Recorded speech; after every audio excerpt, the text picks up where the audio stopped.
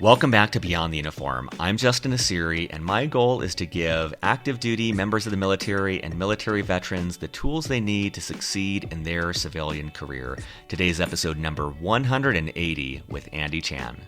The phrase that people sometimes use is what you put in that correlates with what you get out of it. And this process is an investment in yourself. And that what's interesting is that if you do it, you go at it really hard this very first time, there will be other times where you may look for other jobs or maybe want to get a promotion in your organization and the like. And so it'll get easier because you did it the first time. And it's a little bit like learning anything. If you do it really well and do it the right way the first time, then most likely you'll do it the right way the next time. It's, what people say is perfect practice makes perfect.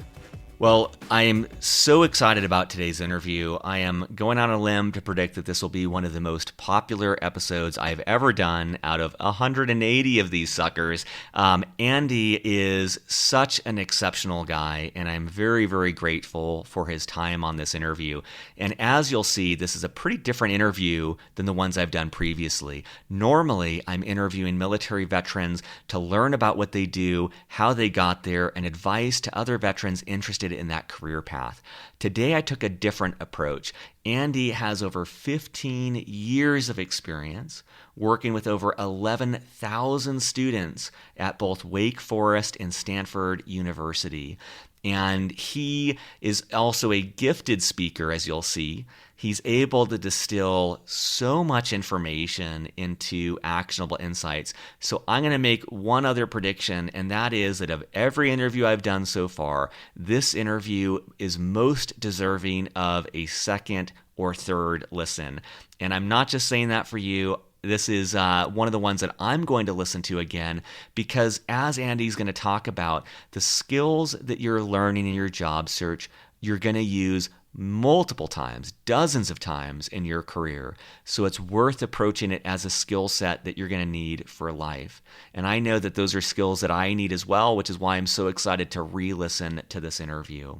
A couple things. I wanted to read his bio. I didn't do it on the interview as normal because I wanted to maximize the amount of time I had to ask him questions. But here's Andy's quick bio. He works at Wake Forest as Vice President for Innovation and Career Development.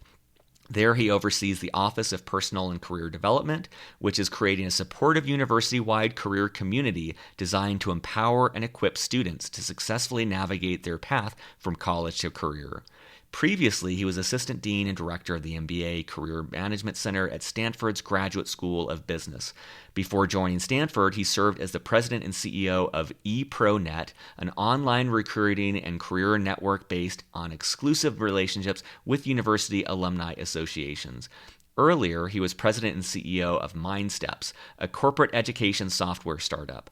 He has extensive executive leadership and career coaching experience, as well as business experience in venture-backed startups.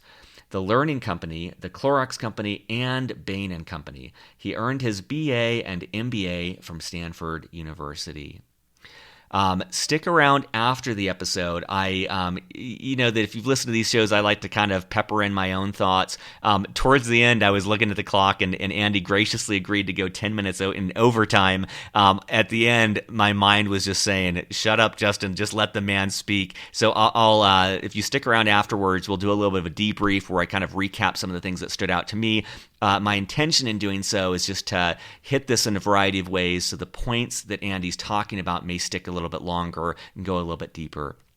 Couple quick admin notes. First of all, special thanks to Kathleen Dillon. Kathleen, for the last 6 months or so, has been taking each and every interview and transcribing them. She does this for free. It is an unbelievable benefit to the Beyond the Uniform community. Since Kathleen started transcribing these episodes, our website traffic, our SEO value, all sorts of things have shot through the roof. She does such an exceptional job and wanted to give a quick shout out to her. She works in the sports space. If you ever do anything related to that or can find a way to help her out, you'll find her in the show notes, and you'll also find her on LinkedIn, Kathleen Dillon.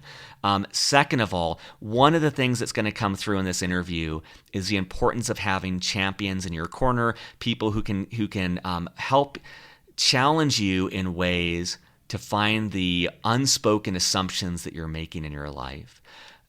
We talk a lot about career coaching, executive coaching. That is the newest aspect of Beyond the Uniform. If you go to beyondtheuniform.io/coaching, sign up, take the step today. It is such a great program at such a discounted rate. Beyond the Uniform does not make money off of this. It is purely to give money, to give back to you as a community. But I think after this interview, you're going to be fired up about the thought of working with a coach. So take that step before you lose that initiative, before you lose that drive to do so. And then lastly, at beyondtheuniform.io, you'll find show notes for this. You'll find more great interviews. Please share this with your friends if you're enjoying it. It helps get the word out. It helps get the audience growing so we can help impact more members of the military community. So with that, let's dive in to my conversation with Andy Chan. Well, joining me today, normally in Winston-Salem, North Carolina, but today in Menlo Park, California, is Andy Chan. Andy, welcome to Beyond the Uniform. Hi, Justin. So, a couple things for listeners. First of all, I am so excited to reconnect with Andy, and I'm also really grateful, but my gratitude is increased because I thought that he was going to be on the East Coast at the time of this call, and it's 7 a.m. in Denver. It's actually 6 a.m. in California when Andy is out. So not only is he doing me a tremendous favor by being on the show, but he's waking up even earlier than I did to do this. So very much appreciate that, Andy. For those of you who have listened to the show for a long time, you've probably heard me mention Andy multiple times. I often cite his advice when I was at Stanford Business School, and he was the director of the MBA Career Management Center. I've shared on many episodes his advice about not stressing about finding the ideal career, but rather focusing on just closing doors and ruling out options. And that, for me, took a lot of the pressure off of finding my dream career. And I've heard from a lot of the people in the audience, I know that's helped you as well. So Andy's the source of that. One other area that you've probably heard me talk about is that when I was at business school, I had this debate between going to consulting or to startups. And Andy was just a really powerful sounding board during that process. And one thing in particular I always think of is I had aspired to return to the startup that I had worked at over the summer. And when I was talking with Andy, he stopped me and he said, is that actually an option? You should, check that out and see if that's actually an option on the table, which now that I say it sounds so obvious, but at the time I was just operating under this assumption. And so what I took away from that is just taking the extra steps to actually verify information and see what are concrete options and what I might just be thinking are options. And so, Andy, I just want to say thanks again for joining me, and really excited to reconnect on this.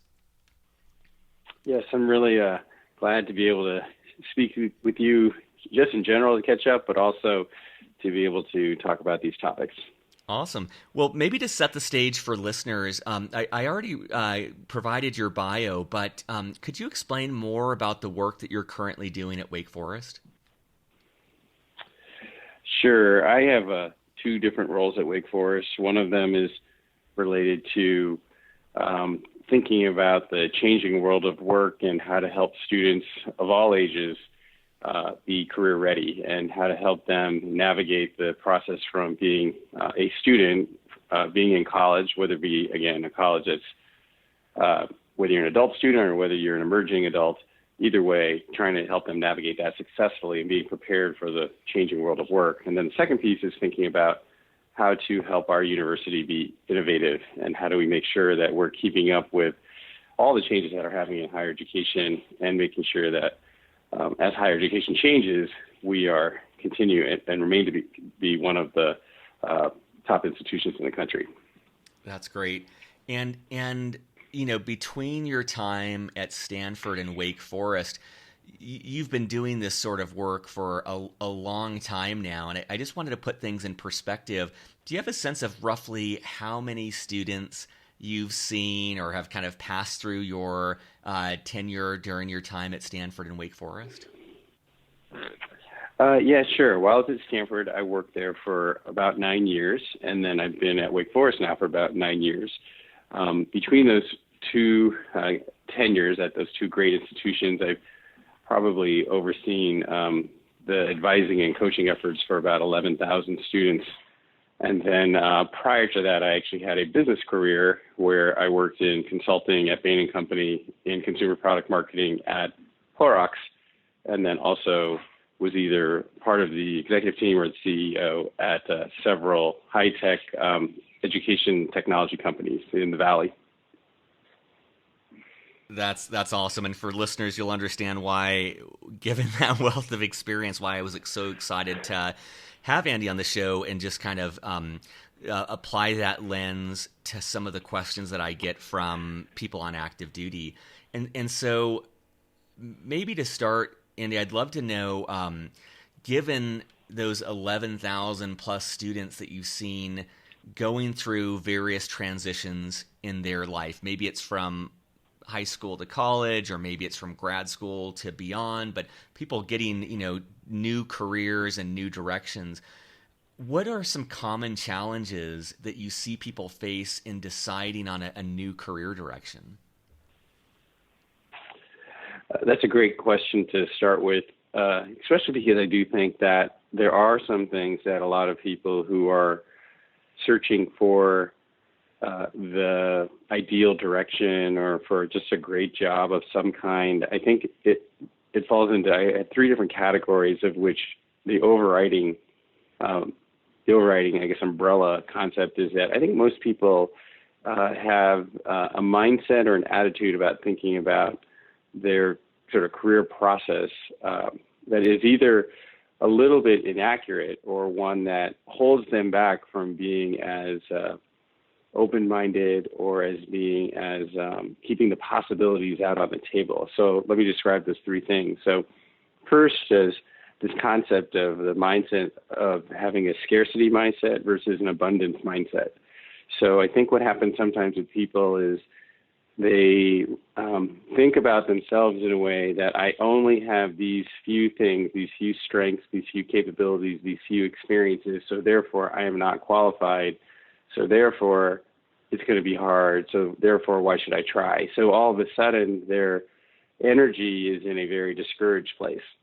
And it's difficult to be in an abundant place because I think at one hand, some people want to be humble and they don't want to be sort of claiming something they don't have. But the number of people I meet who oftentimes when I hear them talk about their background, what they do know, their experiences and their desires, their dreams are much bigger, and they're actually, the possibilities are much bigger. And so if you have this mindset of abundance, oftentimes when I meet someone, I'm oftentimes trying to both encourage and speak into, given what they've done, here's what's possible, where oftentimes people don't almost realize it themselves. So their confidence grows just if they can have that restatement as to what is possible. So one of the reasons why I bring this first thing up is it is really helpful sometimes to talk to someone outside yourself who is an encourager, who is not, sort of blowing you smoke and making you believe things that you can't do, but someone who actually has some grounding in the possibilities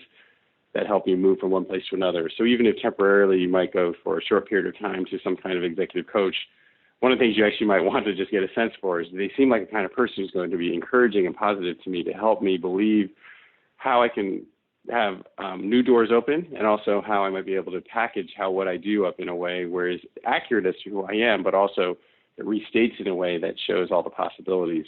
So that's the first thing, a mindset of abundance versus mindset of scarcity.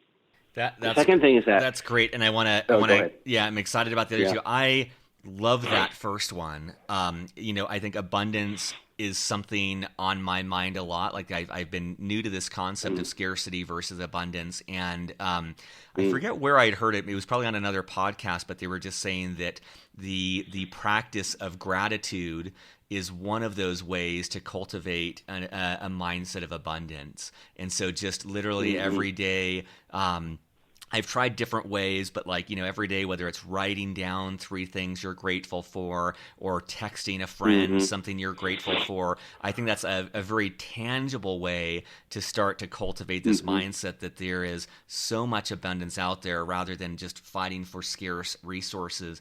And the other thing that I really appreciate about what you've said is, and I know we'll probably get into this, but one of the things that I hear from so many veterans and so many guests on the show is that desire to be humble, and that desire, or that natural instinct for many veterans when they leave the military to look around and say, well, I can't compete in this field, or I may not have these skill sets, or I don't know where I fit in. And it starts to set them down a path of ruling out possibilities that might not need to be ruled out.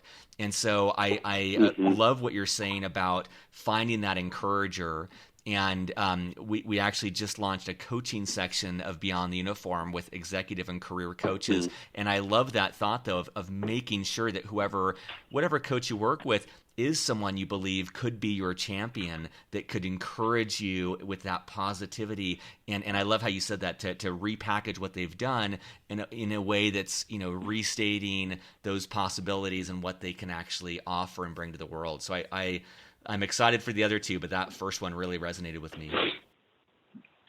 That's great. Well, one of the things that you did, which also is another way to think about this, is to think about how you can place yourself around people and maybe in an environment where the people who you're around enable you to think about new possibilities, people who might be encouraging to you in some way, where your network, people talk about network, but it's probably less about almost the network of just to help you make connections to get a job, which is important, but also the idea that network is one that is a positive network, where actually the people hanging around are actually adding the concept of possibilities and abundance into your life. I know we sometimes think abundance as being money and expertises or experiences that actually make you feel like you're wealthy, but actually this is an abundance of, I'll call it abundance of your emotional and your heart, where it feels like your heart's growing and your emotions are growing because you feel like, wow, lots of possibilities. This is really exciting,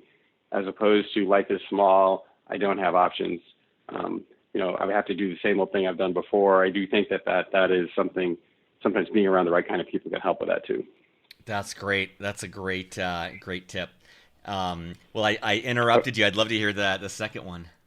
That's okay. Let's go to the second one. The second one actually relates to something you touched on earlier too, is I do meet a lot of people who, with limited information about the job market or about certain careers, they've made incorrect assumptions about what those either jobs or careers are, or even the concept you put out there is what your options really are. And sometimes what happens is people are, I'd have to almost use like they're at their desk and they're thinking about, okay, it could be plan A or plan B or plan C.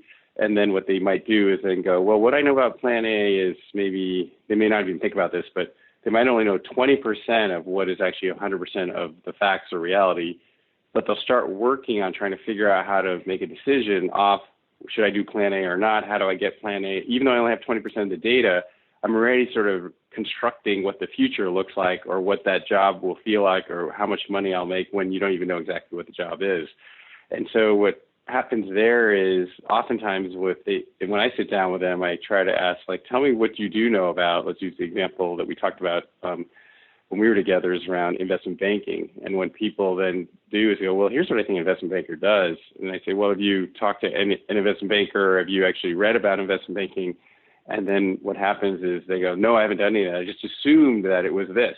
And because I actually saw on a sheet of paper that they make all this money or something like that, or I read it in a book someplace. I would say that's the first thing, is to try to figure out, what do you really know? And then given what you don't know, what can you find out to get a clearer picture as to what that's really about? And then given the new information, where do you stand? So that's the other thing that sometimes people do, is they're so hinged on that first piece of information that all of a sudden they've formed all their decisions and assumptions about what the future is like, when actually the first set of information they had was actually not correct. Again, sometimes it's helpful to have someone who you can talk to who's a very, I guess, good listener, but also thoughtful, sort of strategic decision maker who can help you logically think through what are my trade-offs, what are my options, do I have the right amount of information? If I don't, take a little bit more time to get the information I need to make a good decision. I love that too. I can certainly pinpoint various points in my career, and I'm sure I still have them, where there's it's you don't know what you don't know, and so there can be I interpret that as almost in my life like the overconfidence of thinking that I know more than I do and not really having all the information, and I can see why that places stress on me, because I'm literally, I've got so little information to go off of, and I'm trying to make what's a very big, very real decision in my life. And so doing that with such limited information just introduces stress naturally. And I appreciate what you're saying about, again, having that neutral third party. And I think that coaches are great for that, but someone just to listen and to spot those blind spots and to see where we're making those assumptive jumps that might not actually be accurate. And I've had those moments where someone, maybe not even with specific functional knowledge about what I'm deciding, let's say about a startup or about a career opportunity, they might not even really know that landscape. But in listening to me, they're like, hey, you just said this. How do you know that that's true? And it just never occurred to me to question that assumption. But when someone poses that question, it kind of jars me out of that fixed mindset and gets me thinking of like, oh, maybe that's not true. And then, like you said, I love that. Okay, maybe I grab coffee with someone to learn about that, or maybe I do some research to get that information. But for me, it's always been about seeing where those false assumptions are, and then it's pretty easy. I think, especially for military folks, where we love to be tactical. So then once we're like, oh, I actually don't have this information, that's where I think most veterans can crush it, because they can say, okay, I need to go find X, Y, and Z, and then they can go into execution mode. But it's really about uncovering those hidden assumptions and those blind spots. That's great. I think that's really great. And one of the things that, giving your example about talking to a friend who is a good listener and who is, whether it be a coach who's actually like trained to do this, or it's a friend, if you even give them permission by saying something like, hey, I want to tell you what I'm thinking about this option, and feel free to let me know as I'm talking or after you hear what I say, where it feels like I might not be logical, or where actually maybe I'm drawing conclusions where I might not have enough information. And if you just point those out to me, that'd be really helpful. So what it does sometimes is the idea of giving another person some permission to challenge your thinking and to help you see those blind spots is actually something people can do, but sometimes they're afraid to do because they might fear that they'll lose your friendship if they challenge you in that way. So if you give them permission, because that's what you want from them, that also helps too. That's great. I love that. And what was the third one? The third. Yeah, so the third is that in general, people underestimate how career ready they need to be able to get a great job. And oftentimes the amount of time and effort that's required to actually find a job is something that people underestimate. And I think it's underestimated for a couple of reasons, but one of the big reasons is that because it's an uncertain process, in a lot of ways it's a hard process because it's very unclear as to what is really needed, and it's very unclear as to what the employers are actually expecting. It's unclear whether their timing is going to work with your timing, how much you're going to get compensated, and sort of the ups and downs emotionally of going through the process of not knowing what is actually going to happen or how it's all going to play out. People actually keep themselves from actually doing it because they don't want to start the process because they know it's going to be a hard and somewhat emotionally painful process. So I think that's one thing that is interesting, is that because it's hard and uncertain and is fraught with ups and downs, most people actually either, one, don't even want to really get started, or two, don't want to tackle it wholeheartedly because it's almost like there's a fear of the emotional ups and downs. So it's a very fascinating psychological process. I tell people, if I were to write a book, the title of the book or the first line of the book would be "Job Search Always Sucks." like, I know that people could say after the end, actually, it worked out fine and I made a lot of connections, but it's not easy. It's always hard, even in the best of job markets, because of all that uncertainty as to what actually is going to be the outcome. So I do think that is one thing. And the piece I was saying about career readiness is all the pieces of what it takes today to be ready to go, like, get a job is much more than it used to be in the past. In the past, it oftentimes felt like, I think, people's expectations were lower because they felt like, hey, the employer's in charge. I just have to get a job, and I'm just going to sort of suck it up and get a job, and I'll take what they give me, and there will be sort of possibilities after that. Today, it feels like there's so many different types of possibilities. There's so many different titles, industries, jobs. The companies are being acquired. They're being, shut down. All these different types of things are happening that a person feels like, wow, how much do I really want this job anyway? Because the future, again, is uncertain. So they think that's one big question. The other is that, what do I have to do? I have to do a resume, a LinkedIn profile.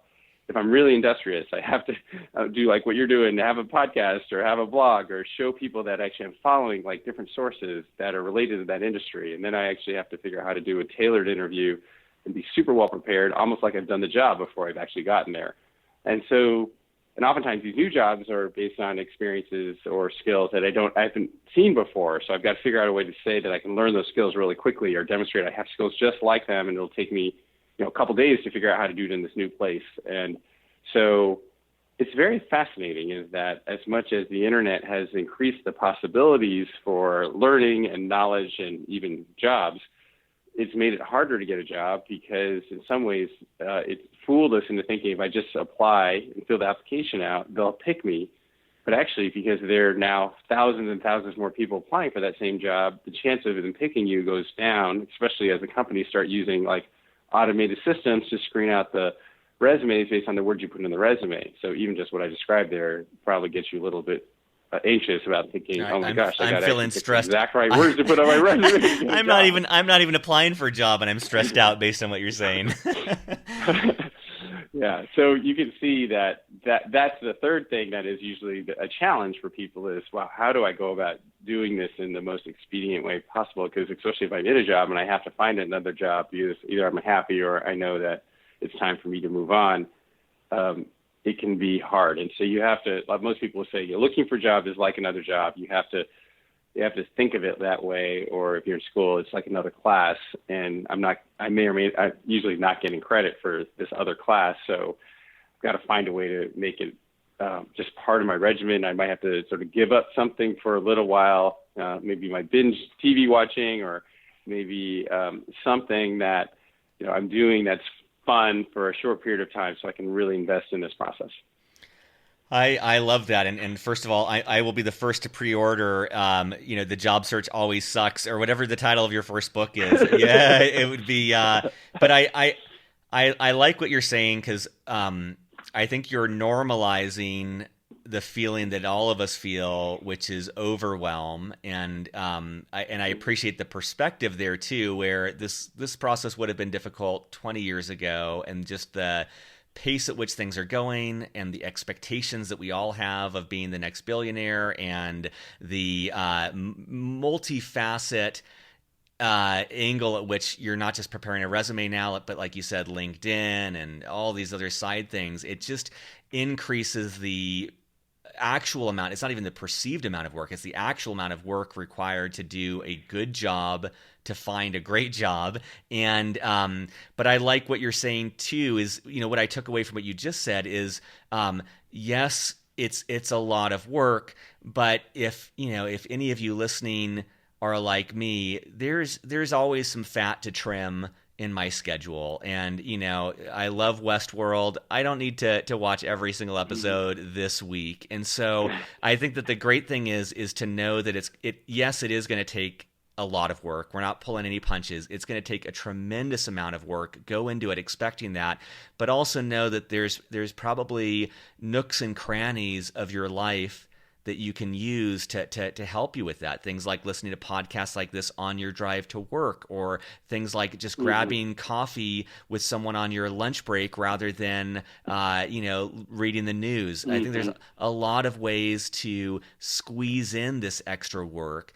And I also appreciate what you said there, Andy, too, is it is finite. You're not permanently giving up TV. We're talking about blocking off, months of your life or weeks of your life to really focus on that. And I like that thought too of giving yourself a deadline, because it could be easy to spread this out over a year and then maybe never make the decision to transition from the military, or never make the decision to transition from your current job. But give yourself some constraints and say, I'm going to take 3 months to do this, and I'm going to powerhouse it 3 months, rather than just sprinkle it over a year, which could be really, really insufferable.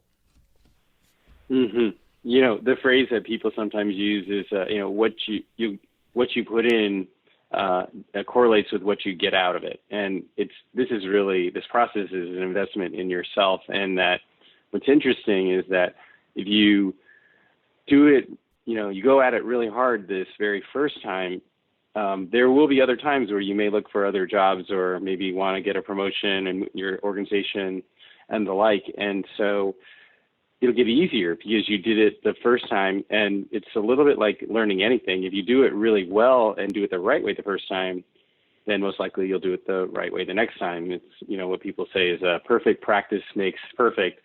Not just practice makes perfect, because you could be practicing and preparing yourself incorrectly, thinking you're doing it correctly, and you're actually setting yourself off course right from the very beginning. So it is worth taking that time. And I like all the examples you gave of ways you can actually do that. I love that too, and that's something I've said on the show before. Just in my case and my classmates' case from Stanford, realizing in today's environment how frequently we shift jobs and roles. And so I love what you're saying is this is something that you're not going to nail this, get your job, and that's it for the next 40 years. Most likely not. And so develop this as a skill. It's worth investing this as a skill, because you're going to do this dozens of times over your career, your civilian career.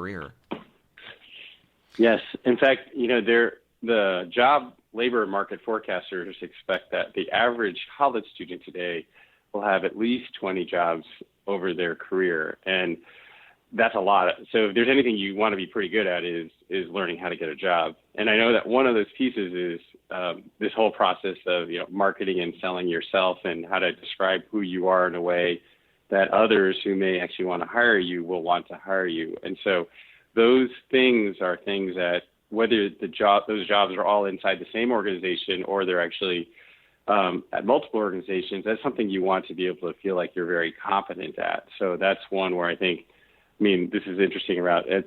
In your first question, one of the things as to why I do the work that I do is that, for long enough, we've all sort of expected colleges are supposed to help you with this process, but it never has really been the mission critical part of the educational process. For whatever reason, different schools didn't really invest in this in a really mission critical way. So I've really been on a path to try to figure out, how do you make it mission critical at higher education institutions and help students be more prepared than ever, because of the fact that the world of work is becoming so dynamic, and it seems to be moving more quickly and more competitive.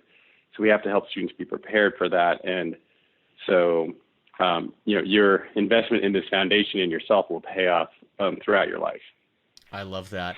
And I just want to check in real quick. I know I had sent the calendar invite to wrap up in the next 3 minutes. Do you have another 5 or 10 minutes to go long, or do you have a hard stop? Yeah. Okay. I can go for another 5 or 10. Okay, great. So I had two other questions. I had a lot of other questions, but I had two in particular. So one that let me just put these both together.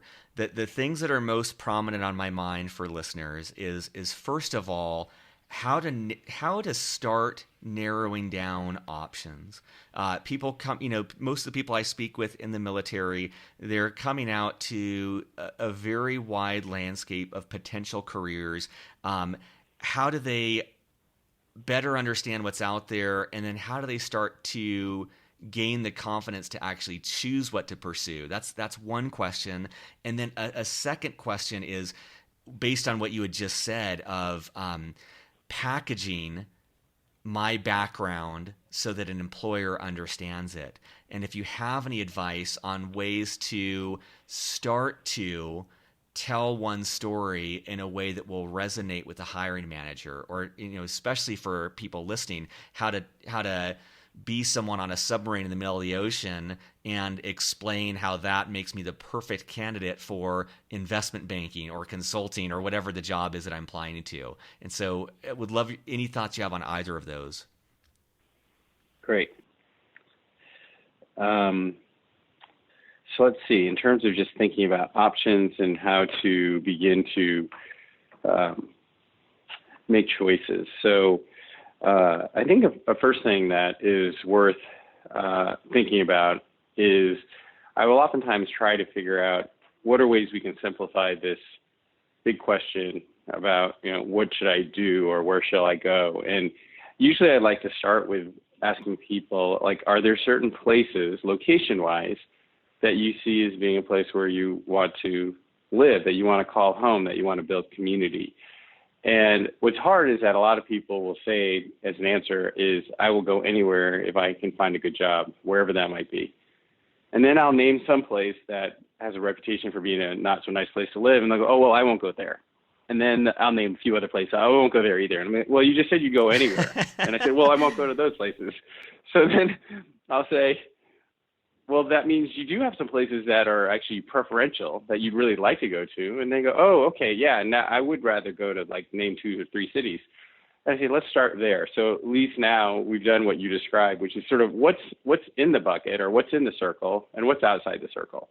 And I know that you could say, well, the circle is sort of gray because or the lines of the circle, I'd be willing to go outside of these places if I could find something good, but I'm also really most interested in going to these places. So I usually try to say, let's go with where you want first, and then until we find out what you want isn't possible, then we should open it up to other things. Not let's keep open to everything, and then maybe something will just pop up, because that feels a little bit like the lottery. And also, location is a really important component around job search, because if you key in on location, you can begin to really study that location to understand the economic sort of makeup of that location, to just figure out, are the kinds of organizations that are there and the economy that's there healthy, growing, and is it a kind of environment and work environment that you feel like, oh, I'd like to learn and grow and do something in this kind of environment, this kind of city, because of the kind of makeup. So the kinds of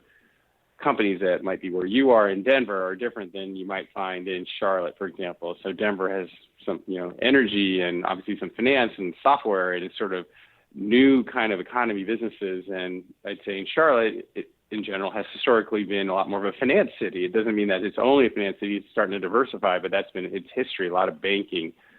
And so that's a good thing to think about, is like, given my interest and my wiring, I could say I want to be in Charlotte, but I want to work in startup software companies. It doesn't mean there aren't any software startup companies in Charlotte, but there are probably way more out in Denver or in the Bay Area, than San Francisco Bay Area, than there would be there. So you just have to think about that a little bit. The second thing about location is that it also gets you in a mindset to think, am I willing to actually go spend a little time there? Maybe even take a week vacation or take time off so I can actually go and spend time and meet people there. Like that is the biggest thing, which you hear, that like close to 80% of all jobs are obtained through networking, where you referred into a company. Did someone know you?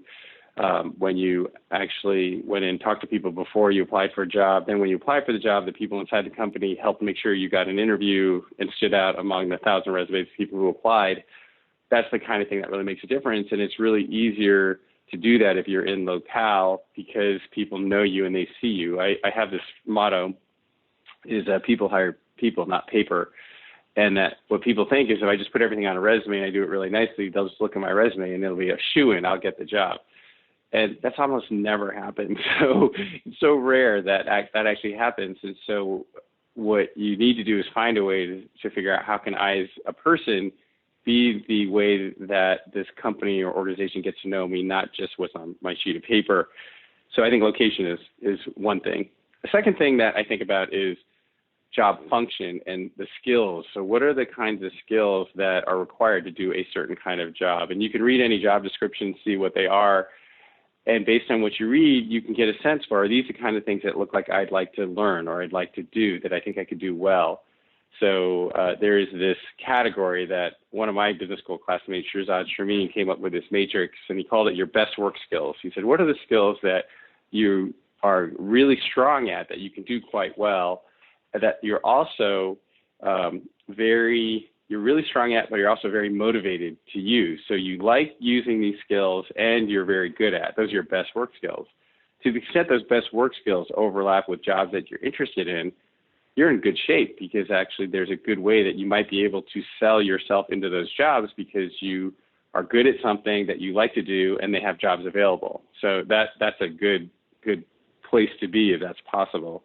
And there are other categories that I can go through if we want to talk about that, but I would say that's another area that's a way to figure out what are the skills that I would like to use and learn that, and what are the ones that I really don't. And it's okay. There are probably some things that you might really get drained by using. And they could be even skills that you've used in the past that's what you're known for, that those are tricky, is that when you have skills that you're quite good at, but you don't like to use them, those are called like backup skills.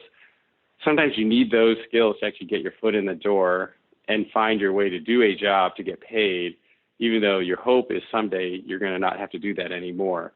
You have to have in your mind, how do I actually get my foot in the door so I can actually have income? How can I actually be inside a company that I'd like to work at, but get to know people and do projects that help demonstrate that I'm interested in new things, I'm capable of doing things more than what I've done before. But sometimes you have to, when you first start in a job transition, do those things that maybe you didn't like to do if you're good at them, because those might be the entry-level jobs that you have to go into. So that's another thing, is that don't let the idealism of I need this perfect job. See, I use these skills that actually maybe I want to use, but I'm not very good at. That can be a hard sell, because people will say, well, you don't have enough experience there. And so you have to think of what I do have the experience and the skills at, what can I do to get my foot in the door that eventually will maybe allow me to get to know people and do projects that move me into the direction I want to go. And let's see. The last thing that I think of that this is trickier because it's harder to think of upfront to help figure out like what's in the circle and what's not in the circle. So I use one dimension, which was location. The second one was function. And if I could pick a third area that's worth just thinking about if you're early in your career, but even if you're late in your career, I think about what's the dimensions of the organization I'd like to go into. And I think about a couple different things. One is just holistically, is the category, the industry that they're in, one that seems like there is opportunity for growth. It could be growth that is about, everything is going really well and there's going to be more growing companies. That's one example. It could be one where there's a lot of change happening. Again, where as long as the general dimensions of the industry are moving in a positive direction, there's a lot of change happening. So you'll have the chance to sort of be involved in that change. I'd say be careful to not get into industry sectors where you look at them and go, oh my gosh, like everything's collapsing, prices are dropping, distribution channels are changing, all the companies are dying. That's not a really healthy place to try to get into. So you want to think about that. And then I'd say the other thing is to think about, can you go into a place when you meet the people and you hear about how they lead and how the organization is run? Is it a place where it looks like the employees and the employers, or basically the executives who run the company and managers, have a lot of respect for the employees and vice versa? And do they look like they're interested in helping those people grow and know that through their people, that's how the company actually gets to grow? That's one of those things where as you get to know companies and learn about them, that's what I would be looking for, because that if you do good work, that means there will be opportunity, you'll be respected, and you'll get the opportunity to grow within your organization, do different kinds of things over time. I do think that's another dimension that I would be looking for if I get to that stage where I'm trying to figure out, like, what do I do? How do I know what's in the box and what's not in the box? This is so over the top fantastic, Andy, and I had to bite my tongue to not interrupt you because I wanted to maximize the amount of Andy knowledge on this rather than that. So for listeners, stick around after the episode. I'll do a little debrief of some of the things that stood out for me from this whole conversation. But Andy, you and I had chatted just briefly before the show about potentially you're dabbling in podcast. I hope listeners, if you've enjoyed this, you will tweet at Andy or send him a note on LinkedIn and encourage him to do so, because you can see not only the wealth of knowledge he has in this space, but the gift that he has to package that up in a way that's really easy to understand and is very actionable. So, Andy, thank you so much for your time today and for your advice on all this. It means a lot. Well, it's been a pleasure to catch up with you, and I just want to say a huge thank you to all the people who have served for our country. We're so just grateful for everything you've done. And I do also want to tell one quick story that is important, is that when I was working at Stanford Business School, we had quite a few students who were who had formerly served for the country. And many of them were oftentimes very stressed out about the fact that they were in business school, of which there were classmates who actually had a lot of business experience.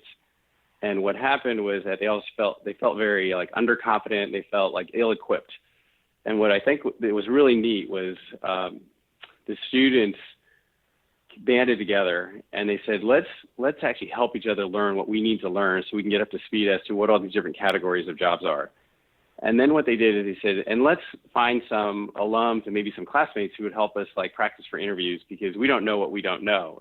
It's a little bit of the blind leading the blind. So we need some other, people to step in and help us understand how high is the bar that we have to shoot. And one of the things that was really interesting is how that coming together as a community to help each other was really clear that was something that was very special.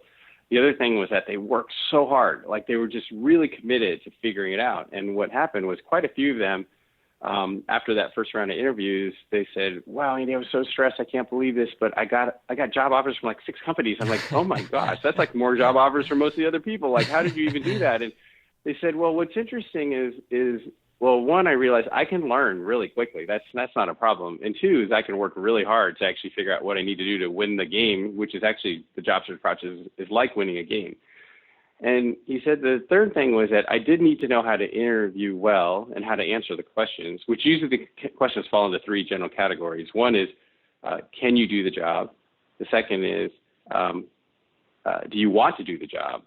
And then, so that's, will you do the job? So it's, can you do the job? Will you do the job? And the third one is, how well will you fit? So can, will, and how. That actually, those questions come from a friend of mine, Carol Gillette, who I worked with at one of our startup companies. She is an executive coach herself. And it is one of those things where if I know that I can answer these questions, then I said, well, what happened in the interview? They said, well, oftentimes they were checking off these boxes. I could tell, like, can I do the job? Will I do the job? And am I a good fit? And then all of a sudden they would say, I want to hear about some of your experiences when you were actually out in the field or in your job, that just what's it like there? Because I have no idea what it's like. And it just became a conversation. And it just became sort of, I could see myself working with this person because I can tell they're hardworking, they're smart, and they're hungry to learn and make a difference. And it was one of those things where I think that it's important to keep in mind that oftentimes what people want is they want to know, are you hungry? Are you intelligent? Will you be a good team player? Will you be enjoyable to work with? And if you can demonstrate those things about yourself through how you communicate your story, I think that you'll be very appealing to a lot of people. Different jobs require different sort of knowledge and skill sets. So you have to think through, do I need some additional education? And there are many ways of getting education. You can go online, you can do part-time, you can do it, self-taught. You can listen to podcasts is helpful, but it is helpful to eventually have some maybe more sophisticated, structured kind of learning. But I do think that's the one thing people underestimate is how fast you can learn new skills and new knowledge. And that if you do make the effort to do it, that's actually something an employer would be excited to want to actually see that, wow, you really want this. I want to give you a chance. So I put that out there for you to know that it's possible for you to open lots of new doors for yourself, even though it can feel like it's not. I love it. I love it. Well, thank you so much, Andy. This has been really, really, really exceptional. It's great to catch up with you, and I wish you all the best. Let's make sure we stay in touch. Surface.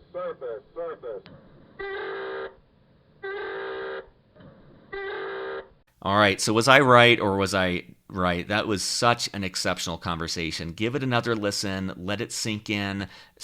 share this with other people. Let's do a quick debrief of things I didn't have time to say on the show. First of all, Andy on Twitter is Chanfucius. That's also his LinkedIn one, Chanfucius. I love it. Very cool.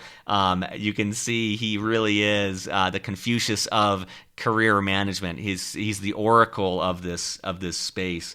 So just looking over my notes, one thing that's just kind of funny is when I'm doing these interviews, I jot down the timestamp for the little sound bite that I think would be great at the start of the show. And I've got like 15 of those for Andy. He had so many great, just really spot on sound clips that it was so hard to narrow down the one to actually use at the start. I love his thought. If ideally working with a coach, but if you work with a friend, make sure you give them permission to challenge your thinking and help see your blind spots. Oftentimes, when we share these questions or thinking with friends, the natural bias for me is to be supportive and not challenging. And so I love his thought that, before you start talking about your career, giving them permission, like, hey, let me know what I'm missing. Let me know the questions that I'm not asking. Let me know my blind spots. What assumptions am I making? Give them that permission so that when they're listening to you, rather than being that supportive friend, they can take on a different role of sounding board or maybe challenger. And that's one of the reasons I love coaching is that coach, that's their job, is to not be tied to the outcome, not be too emotionally invested in what you're doing, and they're giving themselves permission by the fact that they're working with you professionally to start to point out those blind spots. But if you aren't willing to take that plunge, make sure you give your friend that permission so they can do so. I love what he said. He said, what you put in correlates with what you get out of the job search. Invest in yourself. Go hard the first time. There will be many other times. It'll be easier because you did all this work the first time. So if you're listening to this and you're on active duty, or if you're listening to this, you're 10 years out of the military, but you're thinking of going for your next job, do it right this time. Put in that time. Put in that effort to practice to make it perfect, because it will pay many dividends times over in the years ahead. I love that Andy talked about people hire people, not paper. Make that step to get to know people, to get out from behind the resume so they get to know you as a person. And Andy towards the end was talking about narrowing down a location. That applies to everything. That applies to the industry you're thinking of, the functional role, whether it's sales or ops or whatever that functional role may be. It applies to everything. So I love what he talked about of picking allows you to specialize. And I didn't want to interrupt Andy, but one of the things that I hear most often from vets is, I'm a jack of all trades, I'm a Swiss Army knife, I'll do anything. And if you've heard me say on the show before, that doesn't help me help you. When I talk to someone and they say, I'll do anything, I'll go anywhere, I can do anything, it's just not actionable for me. And I'm rushing to the next email, the next meeting, the next call. I can't help you in that moment. But if you listen to, I think it's episode number 176 or 177, Molly Laufer has a great soundbite where she says, I'm Molly Laufer. I just left the Marine Corps. I'm looking to work with health and fitness startups with between 50 and 200 employees in the Bay Area. Do you know anyone who can help me? Now, when I hear that, my brain goes into overdrive, and I start thinking of the 5 or 6 people that I can help her connect with, because I want to help her. And I think most people want to help you as a veteran. That's my assumption. So make it easy for them to help you. And one of the ways that Andy touched on that was by specializing, by picking a location, doubling down on an industry, doubling down on a functional role. Not only does that allow you to build up some expertise and start to really get to know that one space, but it makes it easier for people to help you. The other thing that Andy touched on is advice that he gave me at business school that helped me. He talked about mini tests. So he's like, once you've narrowed down an area, go there, visit, get to know people, get to know the landscape. And that's something you could do on a week of leave. That's something you could do on a weekend. And that's one of the pieces of advice he gave me at business school that I still pass on, which is do these mini experiments. Okay, my current hypothesis is that I want to work in a fashion startup with 50 employees. Great. How can I mini test that? Well, at Stanford, we had Wednesdays off, so I could take Wednesday and go and actually volunteer to work in a company. Or maybe I could do coffee chats with someone. Or maybe I could read a book about that space. Find tiny ways to get more data to validate that hypothesis. And so that's another thing that I didn't want to interrupt Andy on, but I want to make sure I shared.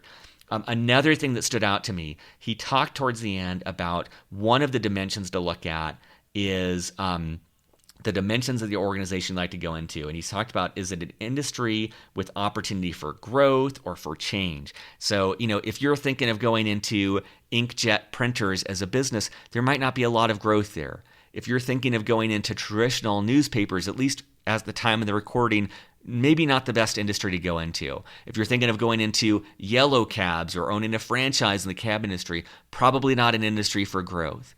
But depending on when you're listening to this episode, there's always industries that are starting to grow. They're starting to go through change.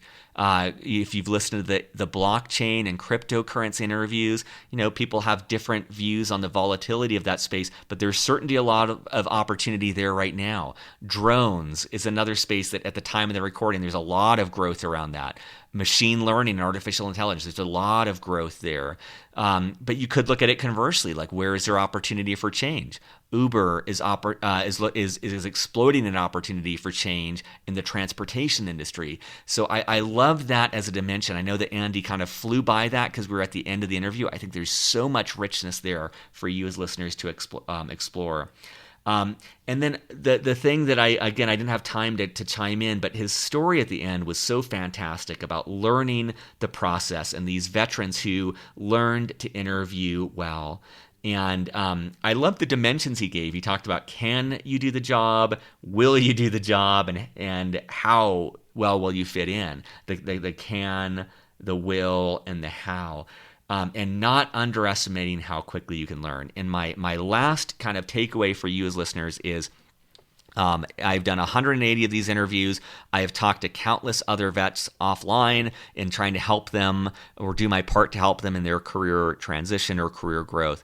The one thing that I can say for certain is that every single person who served in the military, you are more likely than not fantastic at execution. You are great at the tactics, and your determination and stamina is unparalleled.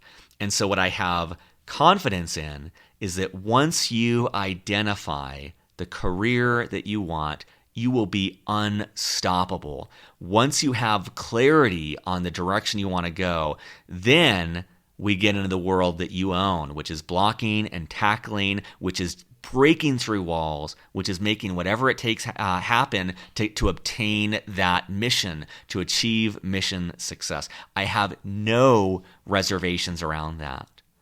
The piece of advice that I would give, based on my experience in interviewing veterans, is take the time to get to know yourself, to figure out what it is you want. As Andy talked about early in the interview, to challenge your assumptions, to see what you don't know, to see your blind spots, and to give yourself permission to explore options that you may have ruled out. So often I talk to vets that narrow in on government contracting or something like that. That may be the right answer, but there may be a better answer out there that you don't know about yet. So giving yourself time to have coffee chats, to listen to other interviews where you can learn about other career options out there.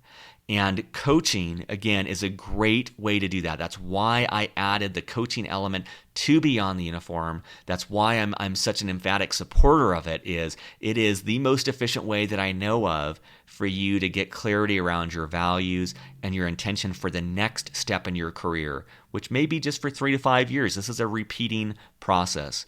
So find a way, whether it's through coaching or through some other way, to expand the options you're looking at and to really vet what would be perfect for you. And the other aspect that I would add to that is to, Andy said, don't underestimate how quickly you can learn. I would also add that, based on the interviews I've done, don't underestimate how much work it's going to be to not find a job but to find something that is a calling, a passion, that is something that is going to light you up and energize you. You deserve that. You deserve, many of us, myself included, and a lot of people I talk to, many of us did not like a lot of the aspects of the military. I did not like nuclear engineering. And so for me to just by default leave submarines and go to a civilian nuclear power plant, it's not doing justice to my family. It's not doing justice to myself. It's not doing justice to the military community, because I'm not going to be able to help out people, find their ideal job. I'm not going to be able to help out the veteran community by furthering our presence in the civilian workforce. So my final piece of advice is don't underestimate how much work it's going to take to find that job, to really spend the extra months and the late nights giving this the attention it deserves. But as I said previously, if anyone can do this, you can. You have the energy, the drive, the determination, the skill set to make that happen. Let me know what you think of this interview. Check out Coaching on the Site. If you like this, please, please, please leave us a positive review on iTunes. It helps get the word out. And I will be back next week with more interviews with military veterans about their civilian career. Take care.